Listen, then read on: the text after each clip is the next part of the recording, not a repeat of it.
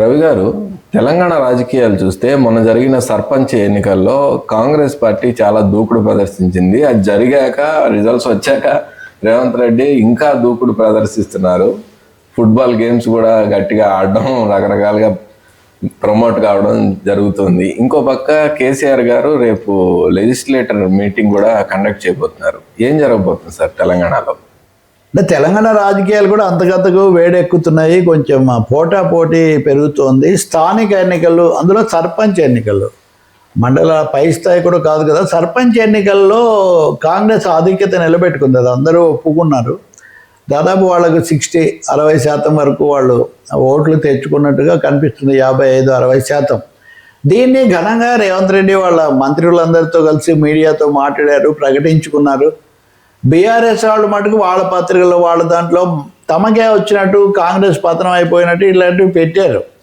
మేము వచ్చే అసెంబ్లీ ఎన్నికల్లో కూడా ఇదే రిపీట్ చేస్తాము అని బీఆర్ఎస్ వాళ్ళు చెప్తే రేవంత్ రెడ్డి దాని మీద పనిచేశారు. ఓకే, మీరు ఇదే రిపీట్ చేయండి అని ఆయన ఒక విధంగా దూకుడుగా ఉన్నారు. మీరు అన్నట్టుగా మెస్సీ అనే ఫుట్బాల్ ఆయన్ను ఇప్పుడు పిలిపించి మొదటిసారిగా ఒక ముఖ్యమంత్రి స్పోర్ట్స్ మెన్ గా అవతారం అయితే అక్కడికి వెళ్ళటం ఇది జరిగిన, లేదా ఫ్యూచర్ సిటీ గ్లోబల్ ముఖ్యమంత్రులు ఆడినా కానీ ఏదో వాళ్ళ రెగ్యులర్ అటైర్ లో ఒకసారి బ్యాట్ పట్టుకొని ఆడడం అలా చేసేవాళ్ళు. అవును, ఇక్కడ ఇది ఒక సినీ ఈవెంట్ లాగే రేవంత్ రెడ్డి ఒక స్పోర్ట్స్ ఈవెంట్ లో పాల్గొన్నారు. అంతేకాకుండా కల్కటాలో గొడవ అయింది, దాని మీద న్యాయ విచారణ ఇవన్నీ జరుగుతున్నాయి.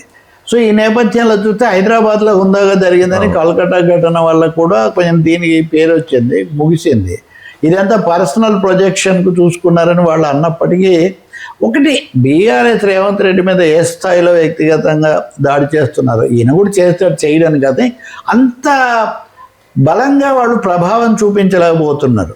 సో అది కూడా కాకుండా ఇంకా ఫిరాయింపుల చట్టం 10 మంది సభ్యత్వం రద్దు చేయాలి అని బీఆర్ఎస్ శాసనసభ్యులు కోరారు. దాని మీద హైకోర్టులు, సుప్రీంకోర్టులు గడువులు పెట్టాక ఈ వారం స్పీకర్ గడ్డం ప్రసాద్ వాళ్ళలో 5 మంది సభ్యత్వం వాళ్ళు పార్టీ ఫిరాయించలేదు, ఫిరాయించారంటానికి ఆధారం లేదు అని ఆయన ఒక తీర్పు ఇచ్చేశారు. సో ఒక ఘట్టం అయిపోయింది. ఈ 10 మంది అనర్హులు అవుతారు, మళ్ళీ ఉప ఎన్నికలు వస్తాయని కూడా బీఆర్ఎస్ చెప్తూ వచ్చింది. సో ఆ ఉప ఎన్నికలు కూడా ఇప్పుడు రావట్లేదు. మిగిలిన 5లో ఒక్క దానం నాగేందర్ని ఏమన్నా రాజీనామా చేస్తారేమో అని ఒకటి ఉంది. మిగిలిన 4 కూడా ఆమోదించారు. నాగేంద్ర గారికి ఎలాగో అలవాటే, ఆయనకు ఎలాగో అలవాటు, ఆయన ఏదో కొన్ని షరతులు కాంగ్రెస్తో మాట్లాడుతున్నారని చెప్తున్నారు.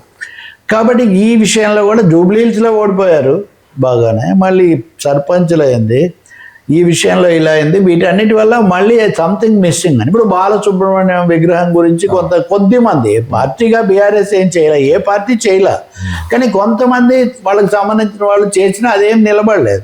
ప్రతి చోట జరుగుతూనే ఉంది ఏదో ఒక విధంగా, అది కూడా జరగట్లేదు. ఇప్పుడు ఏం చేయాలి అంటే నదీ జలాల సమస్య మీద మళ్ళీ పాత సెంటిమెంటల్ ఆర్గ్యుమెంట్స్ ఇవన్నీ కూడా తీసుకురావటమే ఇప్పుడు మనకు ఉన్న విధాన వ్యూహం అనే ఒక నిర్ణయానికి వచ్చినట్టు కనిపిస్తుంది.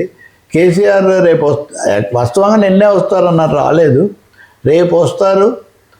వచ్చి జలయుద్ధం మళ్ళీ ప్రారంభిస్తారు. దీని మీద లెజిస్లేచర్ పార్టీకి దిశానిర్దేశం చేస్తారు, అది ఇది అంటున్నారు. ఏం చేస్తారో ఏం జరుగుతుందో మనం చూడాలి.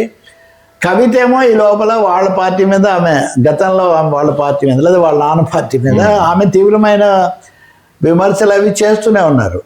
ఈ క్రమంలో ఫేస్లెస్గా తయారైంది బీజేపీ. వాళ్ళు సర్పంచ్ ఎన్నికల్లో ఏమీ పెద్దగా ప్రభావం చూపించలేకపోయారు, కానీ మేమే మళ్ళీ అధికారంలోకి వస్తామని రామచంద్రరావు బీజేపీ అధ్యక్షుడు నిన్న చెప్తూ ఉన్నారు. సో ముగ్గురు మేమే వస్తామంటున్నారు. రేవంత్ రెడ్డి ఒక మాట అన్నాడు, మేము 90 స్థానాలలో అధికారంలోకి వస్తాము, అక్కడంతా మా సర్పంచ్లే గెలిచారని. కాబట్టి వీటి అన్నింటితో బాగా ఎన్నికలు, అధికారాలు ఈ స్థాయిలో తెలంగాణ రాజకీయ చర్చ మటుకు జరుగుతోంది.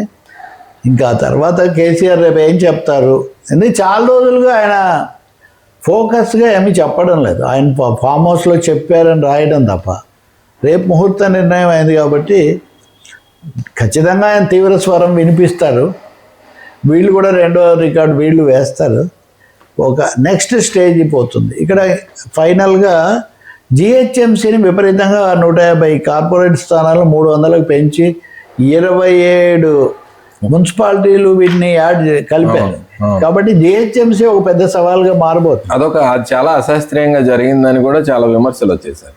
అఫ్ కోర్స్ శాస్త్రీయంగా జరగలేదని అందరూ ఒప్పుకుంటున్నారు. అందరూ అంటే కాంగ్రెస్ ఎమ్మెల్యేలు కార్పొరేటర్లే దుమారం లేవనెత్తారు వాళ్ళ కార్పొరేషన్ మీటింగ్లో. మీరు కూడా విజయలక్ష్మే కదా, మాతో కూడా మాట్లాడలేదు.